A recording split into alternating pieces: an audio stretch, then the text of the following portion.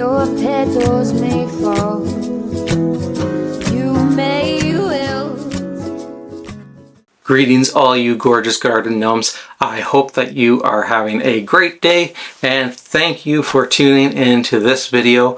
This video is going to be all about how you can start an indoor garden. But before we get into the content of the video, please plant the like, cultivate the subscribe button, and harvest the bell.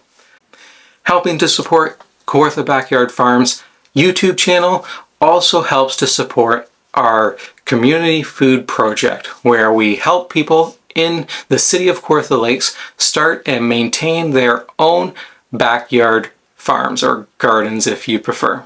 Here in Ontario, Canada, Agricultural Zone 5B, our frost-free season is about 4.5 months, running from the middle of May to the end of September. There are shoulder season crops that we can grow. Brassicas are one that comes to mind, but many garden gnomes, such as myself, still suffer from soil shock into winter. Now, if you are unfamiliar with this term, soil shock is a debilitating medical syndrome that is brought on by a withdrawal of gardening. It is marked by a cycle of continuous garden planning, revision and replanting. Other signs include joining every gardening group on social media platforms, excessive seed shopping and hoarding of seeds, and falling into YouTube gardening rabbit holes for hours on end. Many poor garden gnomes will even fall asleep to the sounds of gardening YouTube videos. There is hope for those dealing with gardening withdrawal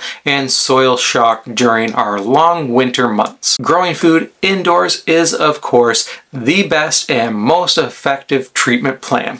There is no cure, but indoor growing is shown to significantly reduce symptoms.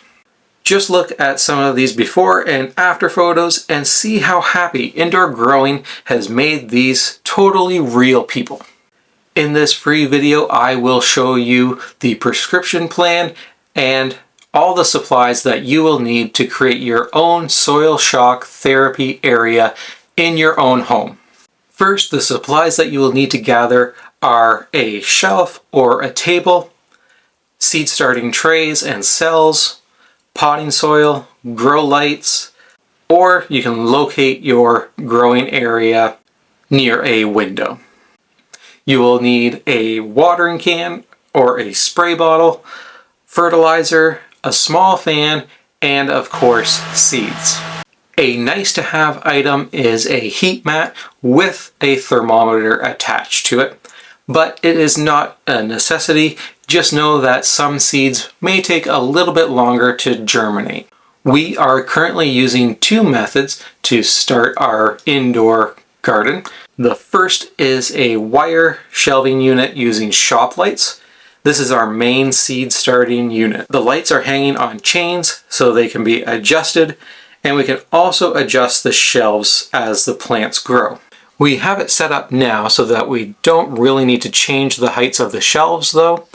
As the plants grow, we just move them to a shelf with more room. Having a fan to circulate air is very helpful, as it helps to limit the amount of algae, mold, or fungus that grows on top of the soil and can cause damping off of young seedlings. The fan also shakes the plants around and stimulates them to create stronger stems. Our other setup design is one that uses a bookshelf that you might find at an IKEA. We have some grow lights that I purchased from Amazon, and the same trays and seed cells that we use for all of our other plants. Right now we have an indoor salad garden growing with tomatoes, lettuce, and mesclun. It's not a full salad, but it's got the base there, and that's all that we can ask for it. Something I am sure that everybody is probably wondering is,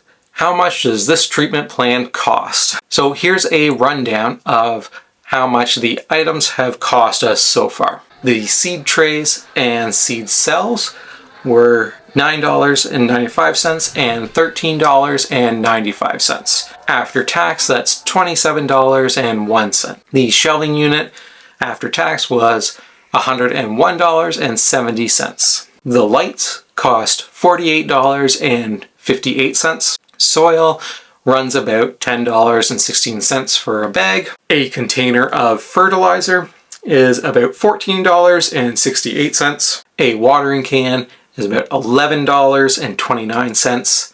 And the spray bottle that we use is $16.94. The fan, also purchased from Amazon, cost around $27.67. And then seeds cost $24.69, though you will have more than enough seeds to create multiple plantings. So our indoor salad growing setup has cost us a total of $282.72. But how much does running the lights cost? Each of these lights are 6 watts, which is 0.006 kilowatts. There are 6 lights running, which brings it up to 0.036 kilowatts. And they're running for approximately 16 hours a day. And we'll say there's 30 days in a month. So the lights are on for 480 hours each month. Here in Ontario, Hydro One uses on and off peak pricing for our electricity usage. Our lights during the winter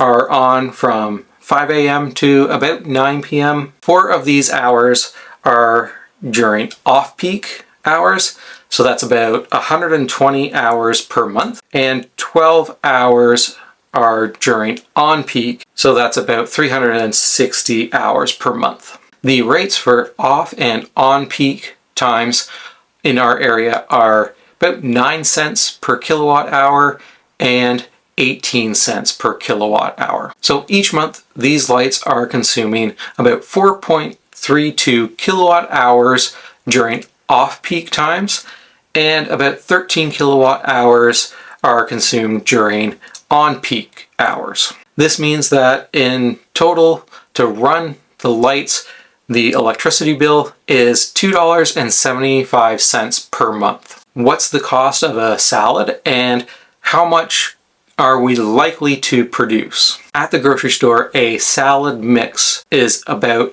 $2.56 per 100 grams. Cherry tomatoes are roughly $1.10 per 100 grams.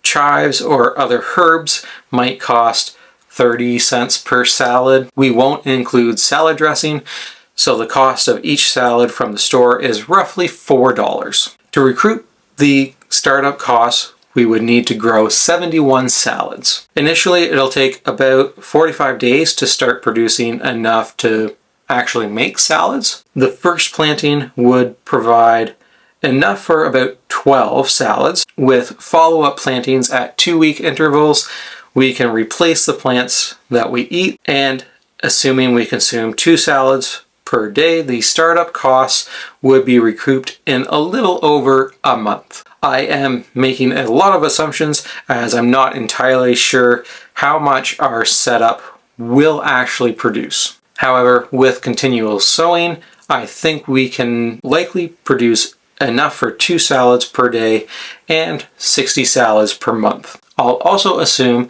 that we use a pack of each type of seed, so lettuce, tomatoes, and mesclun each month. This would bring our monthly salad cost to $27.44, which is about 46 cents per salad. Now compare the monthly cost of 60 salads bought from the grocery store, which would be $240. This means that we're saving roughly $212.56.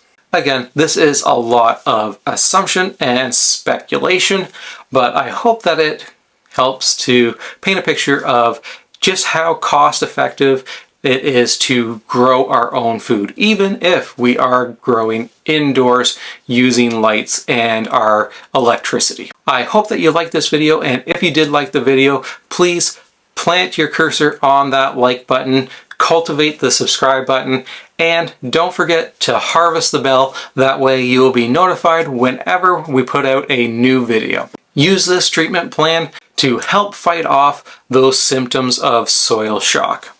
I hope that you all hang in there, and I will see you in the next video. Have a great day. Bye.